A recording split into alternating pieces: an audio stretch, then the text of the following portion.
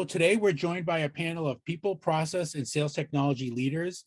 They come to us as practitioners, consultants, trainers, and experts in the field and bring years of experience and knowledge. I'd like to start off by handing it over to Carol Mahoney to begin introductions. Carol? Thanks, Dan. Thanks for having me and welcome everyone. I'm Carol Mahoney. I am the founder of Unbound Growth. We believe that growth is possible for anyone, and so we leverage psychology and science and a data-based approach to help sales teams to increase their revenue and find the best fit hires for their organizations so that they can achieve that type of growth. So thanks for having me today, Dan. You're welcome, Carol. Doug? Sure. Thanks, Dan. I'm Doug Wyatt. I'm the VP of Sales and Marketing for Sparks IQ.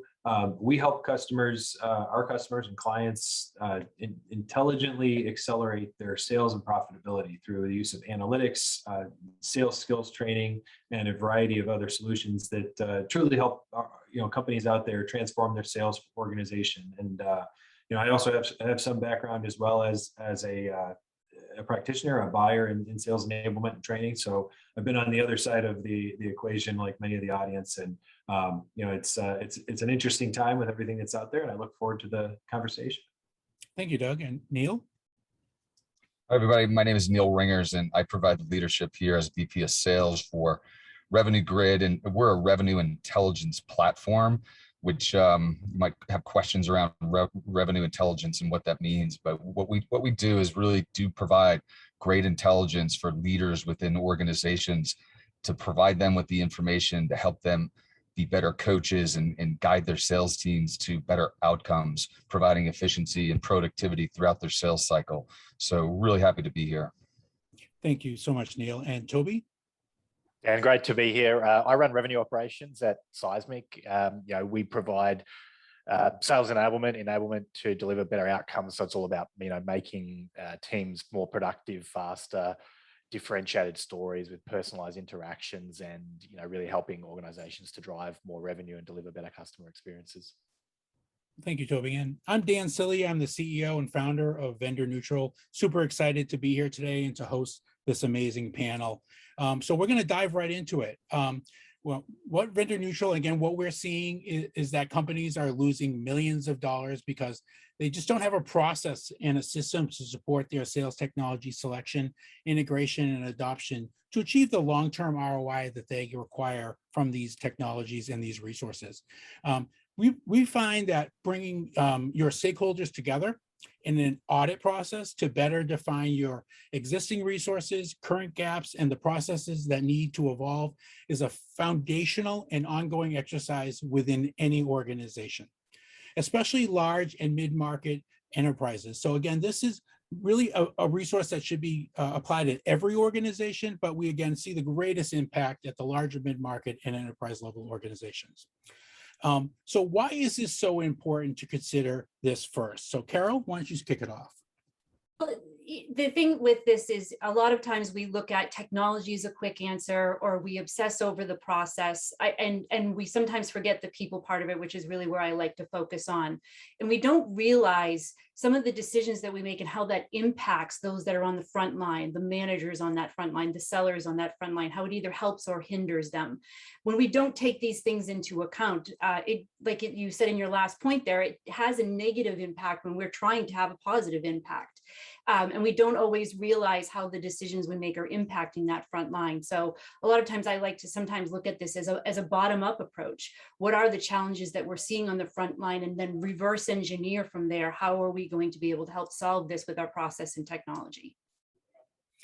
Carol, what one example of how a buyer and seller can be both represented in the selling process?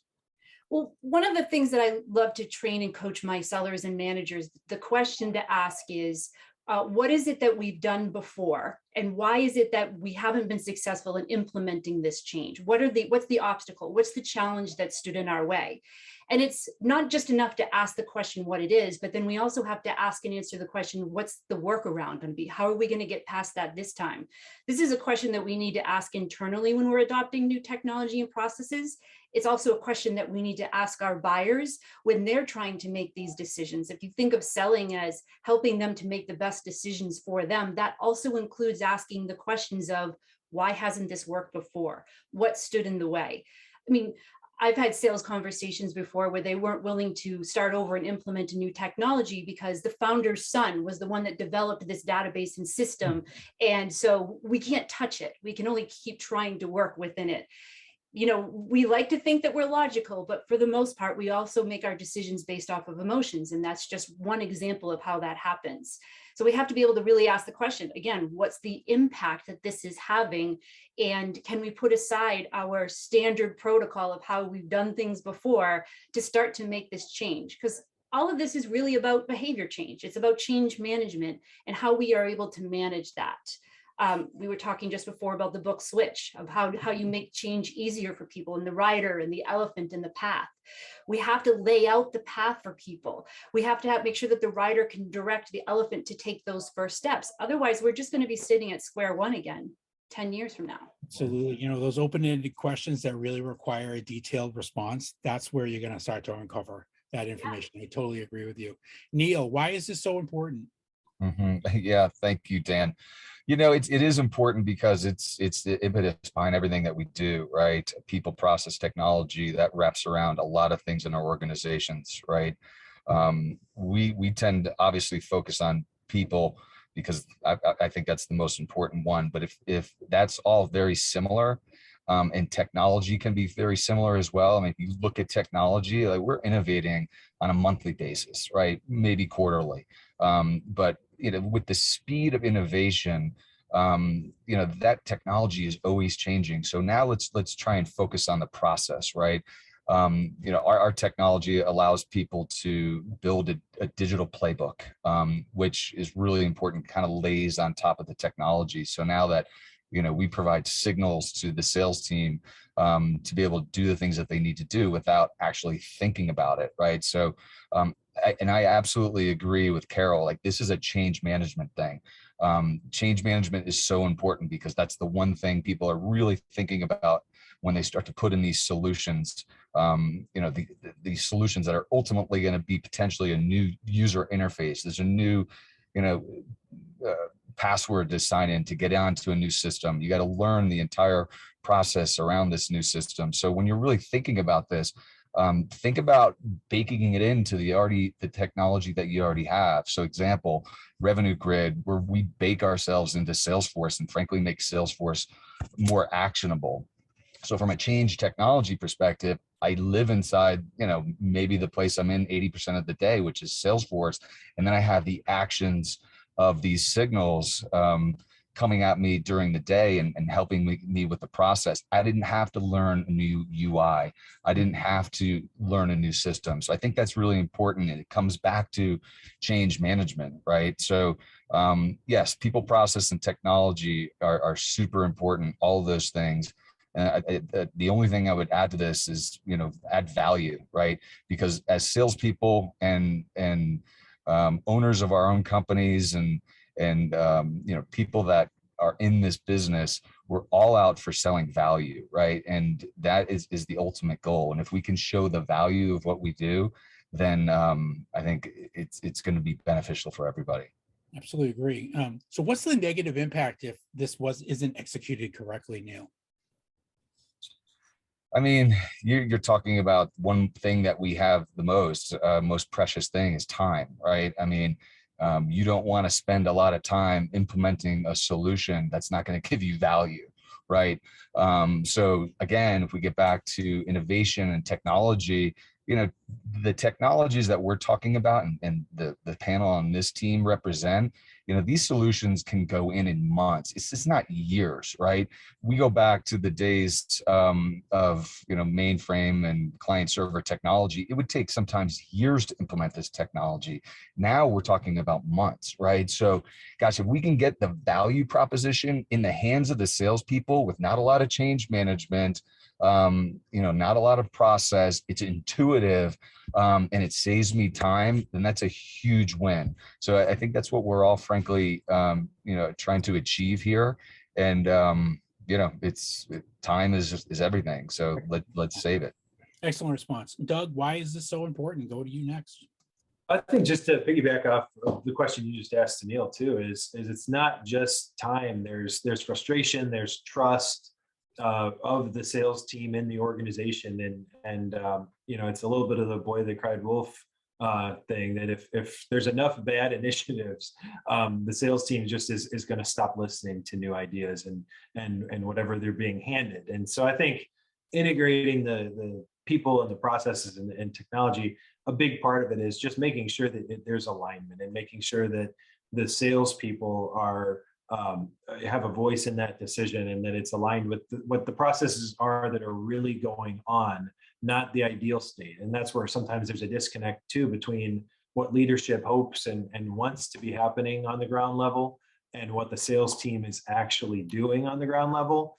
And the process that the decision needs to be made around is the process that's really happening, not the ideal state. And I think when we talk about a lot of that unused tech or underutilized tech that gets purchased by sales organizations, some of it comes back to that disconnect of what management hopes or wants to be happening on the ground level, and they want to take the next step from that and enable the next logical progression.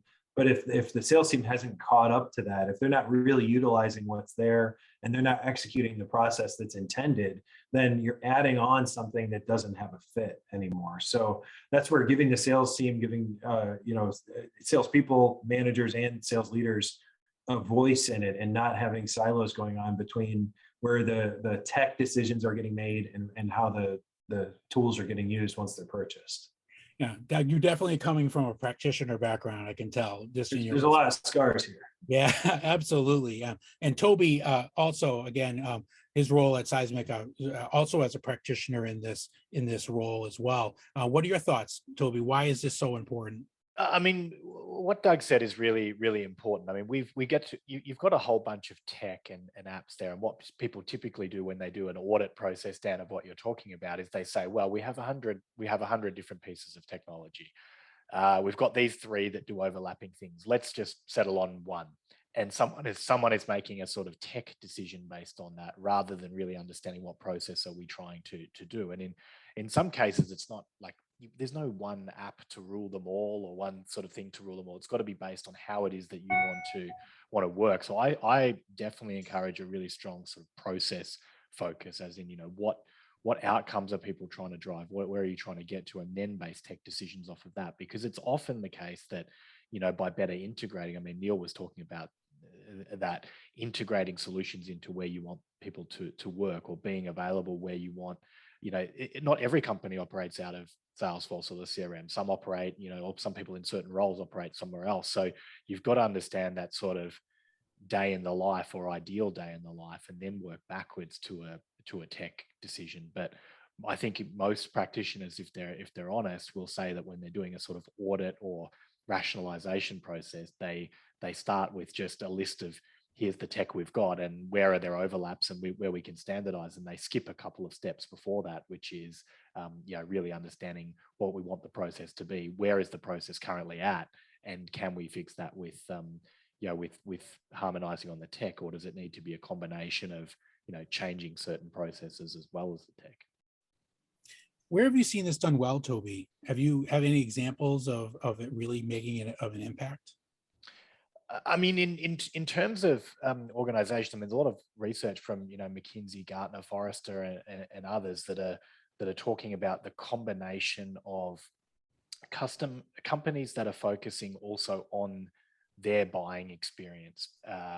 So making tech decisions and making decisions internally based around delivering excellent customer experience, and then there's the research is about following on from that those that are making it more digital, like two-thirds of people, especially post-COVID in recent studies, are saying they prefer digital or light human touch interactions, right? So thinking about that combination of being a digital leader plus focusing on customer experience, that's a winning combination. Excellent. Thank you so much, Toby. Excellent response. So Toby, I think I'm going to begin with you on this next slide. So value is the most important takeaway. Where do you focus? What are some of the examples of this for the listeners that are on this presentation? Yeah, I think for me, it's about getting really specific about the drivers and making it. We've talked about value a little bit. Neil touched and others have touched on it already about this.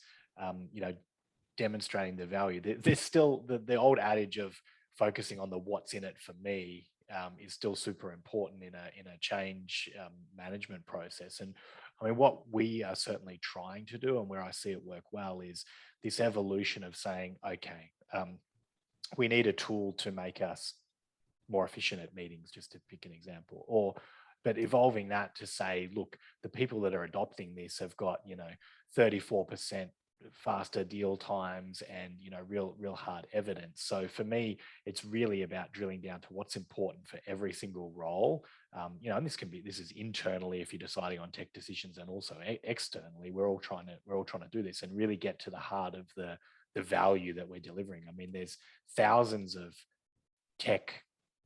Every single application they're is saying we'll make you smarter, we'll make you better, we'll make you more efficient. But you've got to prove that, and you've got to dig into what specific aspects of that's there. So there's a real level of detail that you need to get into, in my view. Absolutely. Doug, isn't there a fine line between what management requires and what sales needs to be successful?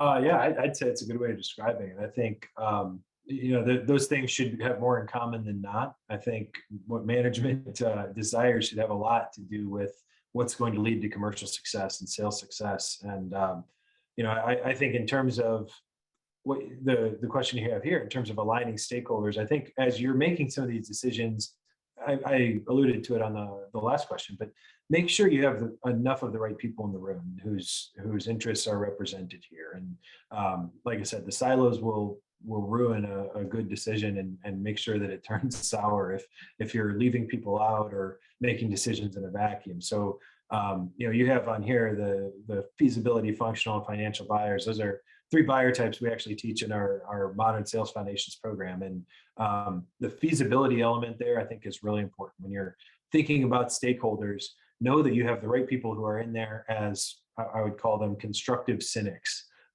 People who are asking the right questions and answering ultimately needing to answer the question of, will this work for us? Is this feasible? There might be a great ROI on paper, and in a perfectly executed purchase and deployment, companies get that ROI. Is that going to work for us in our environment with our culture? So that feasibility check is very important, and to have the right people in that, it can't just be a systems person who's making sure that the systems talk to each other correctly. Make sure that culturally it's going to fit with the sales organization. This will work for us, regardless of what the case studies, from a vendor tell you, the great ROI, the great potential. There's so many variables in any organization. So you have to make sure that you have the right stakeholders representing all of these interests, that not just financial, not just the functional on the ground, have those people providing those feasibility checks as well. I couldn't agree more, Doug. It's why we need to remain fluid and nimble in this process. It's why we always have to kind of have that check, that stakeholder check, to ensure that we're on the right track, that we're moving forward, achieving their goals and objectives, aligning to their needs, because that's the reality. Each of these roles has a different perspective. They come from different points of views. They probably come from different parts of the organization, and getting them together on a continuous basis and reinforcing the why and the how and what they want to achieve is a major step. So Neil, what's your thought on this, and who and what are their drivers as well, from your perspective, from the stakeholders in this ever evolving process? Yeah. So I agree with what everyone said here. And I think what's really important is getting the user base involved in the decision, right? A lot of times these decisions are sometimes made in a vacuum, and all of a sudden you turn on your computer one day and you got a new tool and you got a new training class, and okay, now what? And so we sell to a lot of technology companies that have bought a lot of tools over the last, few years. And, there's potential overburden on the sales team of all these tools that are out there, right? So there's a bit of a consolidation going on in certain industries for sure. So I think it's really important to get the people that are actually using the tool as part of the decision-making process, right? And understanding what works for them and what doesn't work for them. Of course, we've got to align ourselves into the financial drivers and into the IT team, into the executives, right? In our world, we're really spending a lot of time with VPs of sales and VPs of sales ops, right? So understanding, going back to the process piece, what's going to help drive them more productivity and more efficiency. So yes, we're going to spend a lot of time with them, but if you get the people that are actually going to use the tool on a daily basis, involved in the process, then they're going to share with their peers that, hey, I was part of this. We spent a lot of time, building out the requirements, and I think this is going to be a really good solution for the company. So I think we got to think a little bit outside of the box and just don't make it so typical. Absolutely. That's how we create interconnectivity between these siloed organizations, is to have these conversations, to have these discussions. Carol, what gets in the way? What could go wrong in this strategy? Well, I think a lot of times what happens, someone had mentioned, that these decisions sometimes happen in silos, and that someone else had mentioned that a lot of us would prefer this digital buying experience. We were talking earlier about the recent Gartner study on the B2B journey and buying process. And one of the things that I found was interesting is that while buyers preferred a digital experience, those buyers who had that digital experience had a 23% higher purchase regret. Because they didn't have a salesperson involved that was helping to align all of the stakeholders together. And one of the other things that was interesting about this particular study is they also examined what causes their confidence to increase in the decisions that they've made. And some of the things we've talked about here, asking the right questions, identifying what the best information that's relevant to that decision is, making sure that everyone is aligned at those key decision points, from the frontline seller and manager all the way to the executives. And they have to be able to understand how this is going to positively impact their business. We often focus on the pain so much and we drill into that, but we don't then take that and marry it with what's the positive impact that this can have. So, people are stuck in this state of fear. And then the last thing is they have to feel that this is a decision that is a good decision that they've made together. Now, while all of these are things that had, I think they said, a 5 to 8% impact on the decision, the thing that had the biggest impact on the consumer's decision to feel confident was how the rep integrated technology in with their buying process. And I think that goes for both internal conversations that when you're trying to get a new technology or process implemented, as well as those external ones. So you have to be able to ask like we talked about before, those tough questions of, why is it that we haven't been able to execute on this strategy before? What stood in the way? And what is our workaround? What are we going to do to be able to remedy that? Because we know that it's going to happen. If sellers ask their buyers these questions more often, you would face less objections, less delays, and more accurate forecasting. Because when those things do come up, why might the CEO say no to this? You have a strategy in place of how you're going to work through that. Again, the elephant and the rider in the path. Absolutely. Thank you so much. All right, moving on to the next slide. What processes drive sales technology adoption? So alignment of internal processes and stakeholders is essential to an effective adoption process. It truly has a significant impact on the long-term ROI of an organization. We need to stop skipping this step. We need to stop bringing on technology and not focusing on the onboarding and adoption of our staff, and hoping that they will just, for whatever reason, adopt these solutions, because they're not going to. So what have we learned from sales technology audit process? So I'm going to go right to you, Toby, again. Start with you. What have we learned from this process, the value of this audit process? Yeah, and I mean, working for an enablement company, Dan, I've got a pretty strong opinion here that you need to be really, really prescriptive and really help people with sales technology adoption. So whether that's when you're, onboarding, and you've listed it here, you need to have a really detailed onboarding process. But if you think about it, especially, in the world we're living in now, you're a sales rep or sales leader, you start a new organization, you get your laptop, it's got a whole bunch of apps loaded onto it. I've seen everything from, here it is, go for it, figure it out, to more to what we would recommend, which is a combination of training, sort of activation, ongoing certification, learning what to do, detailed playbooks and so forth. And that step can't be underestimated, and it's always constant, right?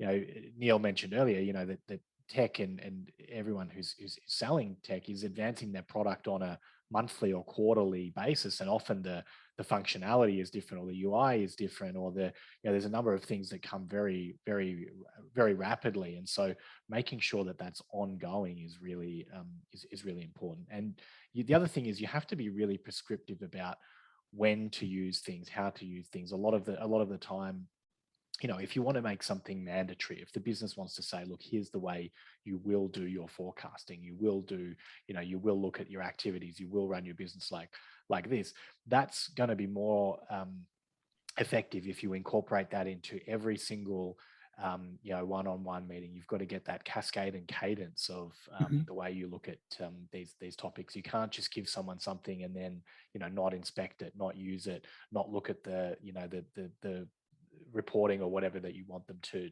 look at. So you've got to be really, really prescriptive about how to use the tech as well, not just make it available and suggest or hope that people use it. And it goes to the second bullet here too, Toby, I think, is that it's a top-down approach, right? And if we don't start with the sales leadership, getting them trained, onboarded, fully understand the capabilities of the solution for their teams, I honestly don't believe that they're going to support adoption, that they're going to that they're going to see the value. That's right. And you need also the reps. I mean, you need the internal users who people look to, the successful ones, the good ones, the ones that, they look up to also talk about these things and say, hey, by using this, I saved 2 weeks, I've reduced, right. I've won more deals, whatever the case may be. And so celebrating those successes as well. I mean, there's a lot that goes into tech adoption, but we've got to view this not as a sort of a one-time thing. It's not like, we moved before them, we rolled it, we, turned on SAP or something, right? This is, we've got so many different types of applications constantly evolving. You've got to just view this as a continuous improvement process, and you've got to keep it. You got to view it like that, like regular sprints, regular updating of what's going on, not these sort of big one-time efforts. Yeah, and the communication of those best practices is essential, because the more we share and we share success, the more others want to be part of that success. More people want to jump on board, want to adopt these solutions, be part of that success long term. So now we know a lot more about stakeholders' requirements, objectives. We know about their existing gaps in processes and systems, and how we need to potentially involve. But how do we enable success with this knowledge? How do we improve adoption? Doug? Well, I think it's building on what Toby was talking about, that the rollout, the communication, getting, starting with the different layers of the sales organization and bringing them into not only the decision, but then the rollout communication, getting them conversant and comfortable, and having them understand whatever the new tech or the new initiative they have in place going in, getting them to be champions of it, getting them comfortable, confident, and able to lead by example with the rollout. And as we're talking here, I was thinking in our business, one of the things we deliver for our clients is sales training, and often what we have to guide our clients with is very similar to what we're talking about here, which is very often sales training is viewed as this thing that you give to the sales rep and it's going to work. And what we really try to coach our clients on is you have to think bigger than that. You have to have your frontline managers and your second level managers be champions and be evangelists of this project, this initiative, whatever you're doing, and have them be the leaders. Otherwise, the optics are going to break the thing. If you have frontline managers who are hearing about the new initiative when they log into their computers, calling back to what Neil said earlier, they log in one day and all of a sudden there's this new thing in front of them. They're going to have the same defensive response to it that the rep will. And when the rep calls up their manager and goes, hey man, what is this? The manager's going to go, I don't know, but just get that deal across the finish line. Just go do it. And all of a sudden, this whole well-intended project gets sunk. And that's, I think, a lot of, like I said, well-intended projects end up coming up short just because the rollout wasn't done right. You didn't get those internal champions, which frontline managers have to be the internal champions. That's non-negotiable. But you also do want to have that kind of cohort or committee of people who were the trial users, the prototypes, and those do have to be leaders and people that are looked to as well-respected reps who are on the cutting edge, and they're the ones who are high performers. You want those people to be the ones who are advocating for the big long-term strategy and the new tools and the new processes, because those are the ones that are going to lead by example along with the frontline managers. Absolutely. And again, it can't always be early adopters or top users. It really does need to be a mix of users that are across the board. May not be early adopters, may be apprehensive, but you want to understand how this technology potentially impacts them. What is their learning curve? What is their capability of adopting these resources? And Dan, and just to real quick, 100%, don't be afraid to include a naysayer in that group. Right. If you think that they can turn around and be a champion, they're going to be the one who the other naysayers in the organization look at and go, well, if Ted can do this and he thinks it's a good idea, I think I'm okay with it. So that's a good point too. Don't just get the ones who kiss up and the ones that are always like saying, oh yeah, everything we do, yeah, go leadership. Like you don't want just those people. Don't be afraid to get some people that are a little bit grittier, naysayers, cynics, and win them over, because that's going to show you that you can win over the broader organization too. Totally. Carol and Neil, how do we improve adoption? How do we continue to improve adoption? What other recommendations do you have? Well, for me, I look at this through the lens of behavior change, right? Like if you want to get healthy, like, we've all been at home in the pandemic. And so change doesn't happen because we're told this is what you need to do. And we're told that on a regular basis. Like we all know we need to eat vegetables and fruits and exercise, right? We're told that constantly. We know that we should do this.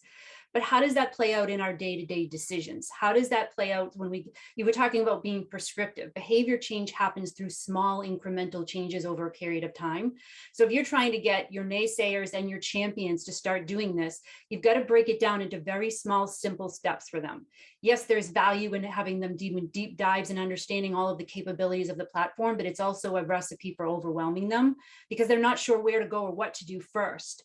So if a manager on the front line understands the technology to the point that when he's or she's in a one-to-one coaching call with one of their team members and they're struggling with something, and they can say to them, well, how would you go about solving this, and guiding them towards, here's one option for you to be able to solve this problem. Can't find phone numbers? Here's Seamless AI or Zoom Info, where you can go and find this information and then walk them through it. We learn by doing. We learn by doing in our day-to-day jobs. And so if you want people to start adopting the new technologies, you've got to understand how granularly you can make it so that it's easy for them to do in small steps on a daily basis. That starts to accelerate over a time. And before you know it, even if you have your naysayer and they come and they say, this is a waste of my time. I don't have time to figure this out. If you give them just one small thing that is a win for them, that suddenly sparks that curiosity of like, well, what else could this possibly do for me? It's the small wins that gain the confidence to start to go into the change. Because let's just face it, change is scary. And when you're under pressure and you're on the front lines, that's the last thing that you want to do is figure out another change that I have to adapt to. We've got to simplify it. We've got to make it small and repeatable. Absolutely. And goal-oriented, right? Our day-to-day, what are we trying to do? Totally yeah. agree. Neil, what do you think? Yeah, and I'll build on that too. So I keep it simple, right? And we try and say that all the time. This is a crawl, walk, run process. We talk a lot about that when we implement technology, right? Crawl, walk, run. So it's interesting because when I'm out there selling to and selling with leaders of sales, VPs of sales, sales ops, a lot of times we talk about the process, and we'll ask VPs of sales and sales ops, do you have a process? Do you have a playbook? And the answer is, of course we have a playbook, right? But no one's seen it in the last 5 years, right? So where is this playbook? And that is starting to develop, right? And so how do you develop it? You codify it and then digitize it, right? So you keep that playbook in a digitized form. because at the end of the day, sales is a journey, right? We're trying to sell, and in that journey, you're going to have mistakes, right? And when you have mistakes, let the technology learn when those salespeople are making mistakes, right? So AI-based technology can learn whether they're making those mistakes, and then when they go off the rails to the right, send them a signal, send them an action to get them back onto the process. So you're just using technology in a very simplified manner to make sure that my salespeople are following maybe this playbook that's that thick, but the technology is actually helping them. So I think the part of the answer to this question is, what drives adoption, keeping it simple and letting technology help drive this. And that frankly is all about innovation. Getting back to these monthly cycles, like AI is evolving. It's going to be part of your tech stack. So, that's a big part of your decision-making process going forward, is how do I bake in AI and guided selling and guided tools to help my sales team be more productive and be more efficient, all the things we talk about, but to keep it simple. Neil, I love it. Crawl, walk, run. I think that's a great analogy here. And going, Carol, to your comment about bite-sized opportunities, making it achievable, right?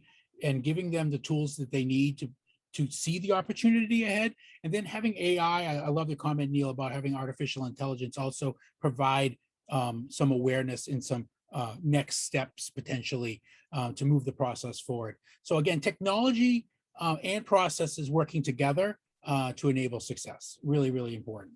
Dan, I couldn't just agree more with what Neil's said there. And you see that so often, that people have written a playbook, and the playbook says, step 1, open this app. Step 2, open that app. Step 3, copy this from that into that app. Step 4, like if you want, your sales stages to be governed and done in a certain way, then build it into the tool. If you want, is like, for us, content to be sent at a certain sales stage to a certain persona or whatever, build it in, deploy a tool that does that, and then let the AI learn. But it's absolutely spot on. It's such a common mistake to say, yeah, we've got a process, but then not have a tool or a set of integrated tools that actually make it happen, and in many cases are used to enforce the process as well. Sorry, I was just going to say, identifying the need or the solution and not implementing it is worse at the end of the day than just acknowledging it. It's great to acknowledge the fact that you need it, and there's an opportunity to leverage a resource like that, but you don't. That's as much of a problem as not leveraging it at all. So moving forward, why you must audit processes and people, and not just sales technology. Businesses have been talking about people, process, and technology for years, but they have never thought about it through a system view that builds interconnectivity. And that's what vendor neutral, that's how we work with our clients. It's about a system, a sales technology ecosystem. This is a type of understanding that provides you with an opportunity to consistently evolve and scale. For companies to evolve, they must really re-envision how they overcome these biases and evolve their processes and systems together. Carol, I got to ask this of you, because again, on our pre-call, we had a great discussion about this, so I'm going to go right to you on this. Change is the only constant. How do we overcome these biases and our own biases? Well, I think we first have to recognize that we have biases, right? We all see through rose-colored lenses based on our own experience, limited or what have you, and our perceptions and how we perceive things that come towards us. You look in psychology, there's things like the Dunning-Kruger effect, where we tend to overestimate our strengths and underestimate our weaknesses, depending on our level of experience, makes that better or worse. There's other biases like confirmation bias, where we're looking to validate what we already think, and we can find, you can find any data point to serve your particular style of thinking. And then there's things like present bias, where we're so focused on what's happening in the here and now, we don't actually see how that impacts us in the future. It's why we don't save enough for retirement or take our vitamins on a regular basis. And so when we look at and understand that change is the only constant, and if we're constantly looking and preparing ourselves for that constant change and not getting complacent and understanding what our own biases are, I think that's the first step. I think the next step to doing this sort of change and being aware of that is to understand objectively where we are. in my practice, we use a data that we assess and evaluate sales teams with, so that we can see through the biases that the salesperson thinks of themselves or the manager thinks of their team, and really understand what's actually happening here in the context of this particular situation or organization. To overcome those biases, we first have to recognize it. We have to know when it's going to pop up its little head, what's the trigger for it. And it's not enough to just try to resist those biases. We actually have to actively replace them with something that's going to better serve us, which is where an audit comes into place. Now we have the information that we can act on. We can develop our strategies accordingly. And at the same time, always keeping an eye on how is my bias playing into this? I think the more aware we are of these things, which is what the audit helps with, then the more clearly we can see what our actual gaps are, that we can address those and start to see that forward momentum. Oh, good point. Toby, how do we clearly define those gaps between our processes and systems? I think, I was talking the other day to my friend Scott Sutton at Zoom Info, right? And as a RevOps practitioner, as ops practitioners, we were talking a lot about this move from that RevOps is sort of got to operate in a kind of DevOps mindset internally, right? And if you think about what that means, it means you've got a set of stakeholders giving you requirements, not necessarily telling you what's going on, working on them, what you can produce, and coming back and having a quick feedback loop. And I think that speed is important, right? I mean, how often have you seen it where someone wants to implement a set of technology, they do initial requirements gathering up front, they spend 3 or 4 months rolling it out, and then people go, what's this? Right. This is it. So you've got to change that to faster sprints, to quicker feedback loops about this is what we're going to do, this is what we're going to deliver, let's have a look at it, and iterate from there. So I think that's a really important process to build in internally, rather than a sort of making these tech decisions or tech audits or whatever like a one-time event, making them really a constant, regular thing that's iterated upon.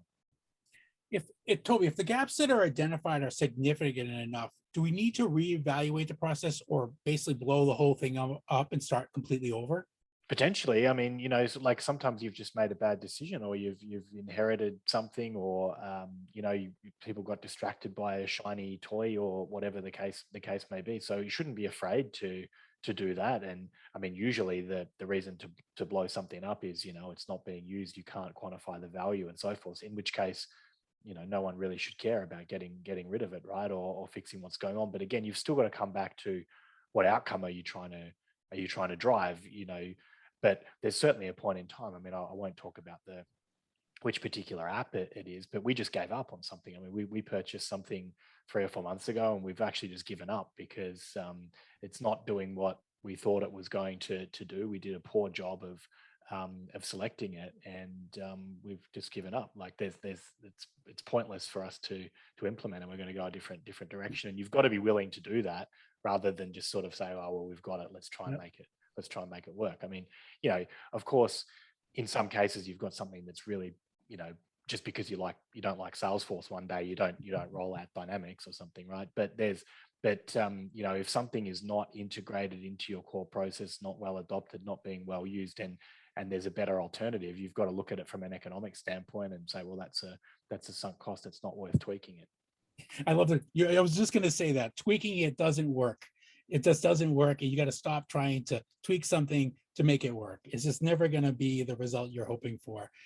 You honestly do have to take a hard look at the data, the results that you're seeing, and where you need to go back and start from the beginning again. Yeah. Love that. Doug and Neil, I'd love to get your perspective on this as well.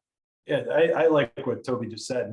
And I think sometimes what happens in organizations too is people get emotionally tied to their decisions if they were responsible in some way for it. So somebody was on the decision committee, they made a well-intended, careful decision to do something, and there was just something that didn't quite line up as they thought it would. And it's not their fault. And it's very important that those who are in those seats aren't chastised, that hey, we did everything we could based on what we knew. We didn't know everything. And you know what? Now let's not stick with the bad decision just because we made it. I talk to occasionally companies who decided to build their own CRM. And it's I say sometimes it's like painting your own car. You can probably do it, but you don't want to drive around in that thing. No. And so that's, if you're going to make your own CRM and you're all of a sudden you're invested and you're stuck with it and it was somebody's idea, it's not that person's fault. Like based on the requirements you thought you had and what you were capable of completing, maybe that was the right call at the time. Maybe things evolved and now something else makes sense. And that's the other thing I wanted to bring up here is just, we work with a lot of veteran organizations, kind of verticals that are very established, mature businesses with veteran sales teams. And think of how much the buying process has changed since the 90s for a lot of these companies. And these processes don't change as fast on the sales side or the sales organization side as they do for the buyers. But they need to. They need to at least evolve somewhat in step with what the buyers are doing. So I think auditing the process and auditing the people. If you have the same team that you had in 1988, selling the same way that they were in 1988, something needs to change. And and that might be an exaggeration, but there's a lot of companies that have a version of that where old processes are still in place because that's where it's comfortable. The same people that they're hiring, the same kind of people that they would have hired in 1988 when the selling and buying dynamic was very different. So it's not just sales technology. Sales technology needs to sit on top of these other elements, but you do need to get down one layer deeper and audit the process and think about how you can evolve and meet your buyers where they are today with the way that your folks are selling, as well as the processes you're using. And if you do that, you're going to end up making a smarter technology decision. Just don't get mad at the people who made it if it goes sideways. Exactly. It can't occur in a silo, which I think it's still occurring today. A lot of organizations occurring in a silo. It needs to occur holistically across the organization, across all those different types of stakeholders and decision makers. Neil, I'd love to get your perspective on this as well, on the value of. Thanks, Dan. Yeah, that's a great answer, Doug. I appreciate that as well. So I look at the question here. For me, the answer is like tying this all together. And this is kind of teed up perfectly for us at Revenue Grid because we're a revenue intelligent platform. So what we do really, really well is we connect your email and calendar solution into Salesforce. So frankly, we're auditing this and the process real time. So there's a lot of great data that you can pull from your email and calendar that helps build KPIs for salespeople, right? How many meetings did they have? How much information is coming in from a particular customer, right? Maybe 5-10 years ago, this information would not be relevant. And some sales leaders see this as maybe big brother, but this auditing process that can happen real time now through technology is really, really important because it builds out transparency.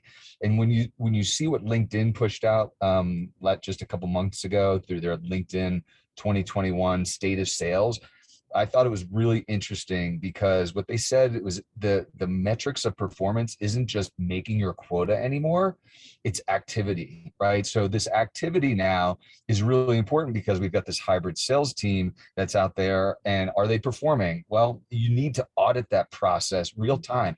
Is my team making the right calls? Are they making the right meetings? More meetings, more revenue, right? So when you think about this, yes, I totally agree, because when you're looking at your people, you can look at them real time and what's happening through integration of really smart systems and technologies driving this. So it's some sales leaders come to us and say, hey, this is big brother, but I think you got to jump on this innovation because it's changing the way we look at our sales force, and it's changing the KPIs, and it's changing the way we go to market and sell. So to me, this is a really important question. Oh, phenomenal. And again, this comes back to why we had this webinar today: people, process, and technology. And this panel has done an incredible job of speaking to each of those areas of importance. I'm just going to go to the last slide here. It's around Q&A. We've had a couple questions come in, and I'm just going to position them to the group over the last 10 minutes. If you have any additional questions, just throw them in the chat. We'd be happy to answer them directly. First question is as we work through the stakeholder audit process and begin to identify overlapping technology, what should we do? So who wants to take this one on? I can have a go at that, Sure, Dan. okay. I mean, I think that you have, so I mean, let's just say you've got two different types of technology. You've got to map out, who's using it. I mean, we've talked about the stakeholders being important. Who cares about the output of what they're doing as well, and what are they doing with it? And then you've got to spend a bit of time like understanding what people are using it for and what they should be doing. So it's really about those like kind of like we said, that's where you can't just look at the technology and say, well, I've looked at G2 and so I've decided that this one's better than that one. You've got to look at what they're actually doing with it, and go from there. I think that what's really important is to consider the change management aspects that are involved in it as well. And Carol's talked a lot about that. I mean, change management can be hard, and sometimes it might make sense to make a decision, not necessarily for the most comprehensive platform and the one that can do everything and make you a cup of coffee at the same time. It might make sense for to manage the overlaps in a different way or integrate in a different way. So you've got to look at the overlapping tech, but also how it's integrated into other things and what people are doing with it. But my advice is to look at the process and the people then in that type of situation, and not skip those steps. Yeah, I agree. I think ROI and value analysis, from that individual perspective, is important, and then looking at the results and the cost of that technology, because again, one may be more costly than another in delivering the same result. So again, I agree that there has to be an evaluation. But one other point, and I would like to hear everybody else's answer to this question as well. But another point that I would make is that either way, if you have two technologies that are doing the same have the same result, by removing one, you're freeing up a significant level of budget and resources, right? So you really want to have, that's what's so valuable about this audit process, the stakeholder analysis, is just clearly identifying this overlapping technology early stages, freeing up a lot of budget for things that are going to really move the needle for your organization moving forward. Anybody else? Go ahead. Yeah, can I just add a cautionary note to this? Because Sure. Sometimes we have this mindset of that all things are created equal as far as technology goes and the functionality of it. But one of the things that I train and coach my frontline sellers and managers to ask themselves and their buyers is, what is the most important issue that we're dealing with right now? And which of these solves that? Like, let's prioritize what our challenges are so that we can then prioritize what our solutions that we're going to focus on. One of the companies that I work with that is a very comprehensive software platform, and they have over 120 different applications within their platform. And so when the sellers go out and they have all of these different things that they can list, the thing that you have to ask yourself and your buyers are, what's the most pressing issue? And then focus on just that particular thing when you're looking at your audits and those gaps. Because you may look at one and the other and they look the same, but when you drill down into what they're actually doing for you, it might not be the same at all. Excellent. How about you, Neil? Neil, do you have any comments on that at all? No, not on the specific topic. Boys, I have another question, a good one, just came in. As stakeholders, how can I begin? Oh, sorry. As a stakeholder, how can I begin to determine which technology or resources are truly bringing me value? I'm going to refer to my previous answer for that one. Yeah, and I could probably comment to this. And I'm going to plug a friend of mine. His name is Chad Quinn. He works for Ecosystems, and these value platforms, they're kind of post-sale. So you can actually sell a solution like any one of us have, and then put KPIs based on what that value proposition or what that ROI is. So the actual vendor is proposing that ROI, and then you have to meet those ROIs as the solution continues to evolve within that organization, and you're hitting these KPIs along the way from a value perspective to make sure that the company that bought the solution is getting value out of the solution. So I really am impressed in some of these value platforms and what it does post-sale, because frankly, it keeps everybody honest. And it allows the vendor to really see what's happening and making sure that they're getting value and ROI of any solution that's out there. So yeah, it's a I great totally question. agree. Yeah, these value management platforms are absolutely evolving. It's like really a new category within the sales tech landscape as well. Value management, bringing value to the sales process. And I 100% agree. And Chad has a great solution in that space as well. I do have I'm going to call out somebody else as we end this webinar. Somebody I worked with a long time ago when I first started Vendor Neutral, which was Mario Martinez over at Vengresso. And we had a podcast. It was one of the first podcasts I ever did. And we were having this exact discussion of like, what's the value of the tech stack that we have? And he had a great idea. So I'm going to give him credit for this. It was, within the opportunity layout of whatever, Salesforce, whatever CRM you're using, that opportunity process layout in the technology, just add a field that basically just says what moved the needle, what helped you progress this opportunity forward, and then have a drop-down list of the technology you have and the resources you have available to your sales reps, and then let them multi-select it. And at the end of the month, run a report, and you're going to have a really good idea of what moved the needle, what closed the deals, what progressed opportunities forward. I give credit to Mario Martinez for that. He used that with one of his own clients and saw some great success. So we actually use that ourselves at Vendor Neutral repeatedly. It's kind of an early strategy with organizations that are just trying to understand their overall stack of solutions. Any other comments from anybody else as we close out this webinar today? I would just add on this topic, I think kind of along the lines of what you were just saying, Dan, is, when we train salespeople, one thing we train them to, and hopefully they do it, is to actually, understand the outcomes that this buyer is looking for. And then, once the sale's been made from a post-sale standpoint, have that be your scorecard. And so internally as buyers and, as, a decision-making committee who's evaluating what you've already purchased, go back to those things. Have you need to understand your outcomes, as does the person selling you tech, but you need to understand those outcomes you're looking for, measurable as much as possible, and then have that be your scorecard. And if you're disciplined about that and you're objective about that, chances are you're going to have some real answers as to whether something's working for you or not. Absolutely, Doug. Well, Carol, Doug, Neil, Toby, thank you all for joining us today. Thank you for being part of the Vendor Neutral webinar series, Innovating Your Sales Systems by Integrating People, Processes, and Sales Technology. Thank you all for joining us today. Thanks again. Look forward to seeing you next time on the next Vendor Neutral webinar. Have a great day, everybody.